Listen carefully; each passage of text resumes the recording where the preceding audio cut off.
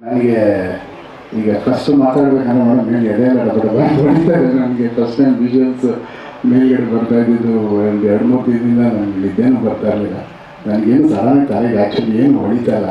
ನನಗೆ ಫಸ್ಟು ಹೇಳ್ಬೇಕಂದ್ರೆ ನಮ್ಮಣ್ಣ ಡಾಕ್ಟರ್ ಶಿವರಾಜ್ ಕುಮಾರಣ್ಣ ಅವರಿಂದನೇ ಈ ಸಿನಿಮಾ ಆಗ್ತಾ ಇರೋದು. ಎರಡು ಮಾತೇ ಇಲ್ಲ. ಇಲ್ಲಾಂದರೆ ನಾನು ಈಗ ಹೇಳಿದ ಯಾವ ಪ್ರಿಪ್ರೇಷನ್ ನಾನು ಮಾಡ್ತಾ ಇರಲಿಲ್ಲ. ಯಾಕಂದರೆ ಅಣ್ಣ ನೀನು ಮಾಡೋದ್ಮೇಲೆ ಅಷ್ಟು ಮಹಾನ್ ವ್ಯಕ್ತಿ ಒಂದು ನನಗೆ ಜ್ಯೋತಿ ಅನಿಸಿದಾರೆ. ನಾನು ಎಷ್ಟು ಸೀರಿಯಸ್ ಆಗಿ ತೊಗೊಬೇಕು, ಅದನ್ನು ಹೆಂಗೆ ತೊಗೊಬೇಕು ಅನ್ನೋದಕ್ಕೆ ಅದೊಂದು. ಅಲ್ಲಿಂದ ನೆಕ್ಸ್ಟು ನಮ್ಮ ರಮೇಶ್ ರೆಡ್ಡಿ ಅಣ್ಣ ಅವ್ರಿಗೆ ಎಷ್ಟು ಹೇಳೋದು ಕಮ್ಮಿ ಮಾಡೋದು. ಯಾಕಂದರೆ ಅವ್ರು ಇವತ್ತಿನ ದಿನದವರೆಗೂ ದುಡ್ಡಿನ ಒಂದು ಪೈಸಾ ದುಡ್ಡಿನ ಮುಖನೂ ನೋಡಿಲ್ಲ. ಆ ವ್ಯಕ್ತಿ ನನಗೆ ಹೆಂಗೆ ಹೇಳೋದು ಕಾರ್ಯ ಕೆಲಸದಿಂದ ಬಂದಿರೋಂಥ ಒಂದು ಇವತ್ತಿನ ವೇಳೆ ನಾನು 4 ಸ್ತಂಭ ಅಂತ, ಆ 4ನೇ ಸ್ತಂಭ ಆಗಿಲ್ಲ ಅಷ್ಟು ಈಸಿ.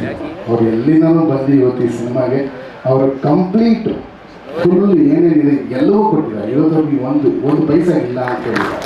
ಆ ಸಪೋರ್ಟಿಂದಲೇ ನನಗೆ ವಿಜುವಲ್ಸ್ ಕರೆಕ್ಟ್ ಆಗಿದೆ. ಅಲ್ಲಿಂದ ನಾನು ಉಪ್ಪಿ ಸರ್ ಹತ್ರ ಹೋದರೆ ಉಪ್ಪಿ ಸರು ಅವ್ರ ಸಿನಿಮಾ ಈಗ ನೋಡ್ತಾ ಇದ್ರೆ ನನಗೆ ಅವ್ರೆಲ್ಲ ಸಿನಿಮಾ 25 ಸತಿ 30 ಸತಿ ನೋಡಿದ್ದು ಬರೀ ಅದೇ ನೆನಪಾಗ್ತಾ ಇದ್ದಾರೆ ನನಗೆ.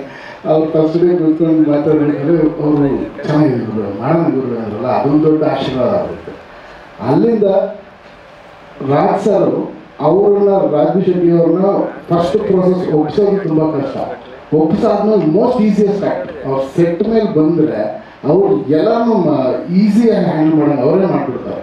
ಸೊ ಅವ್ರು ಈ ಕತೆ ಒಪ್ಕೊಂಡಿದ್ದು ನನಗೆ ಭಾಳ ಅಲ್ಲೊಂದು ದೊಡ್ಡ ಧೈರ್ಯ ಆಗುತ್ತೆ. ಅವ್ರು ಅಷ್ಟು ಈಸಿಯಾಗಿ ಯಾವ ಕಥೆಗಳು ಒಪ್ಕೊಳ್ಳೋದೇ ಇಲ್ಲ. ಅವ್ರು ಒಪ್ಕೊಂಡ್ರು ಎಲ್ಲ ಸೇರಿ ಆಯಿತು. ನನಗೆ ಇಷ್ಟೇ ಈಗ ಮಾತಾಡೋಕ್ಕಾಗಲ್ಲ, ಆಮೇಲೆ ಮಾತಾಡ್ತೀನಿ, ದಯವಿಟ್ಟು ಕ್ಷಮಿಸಿ.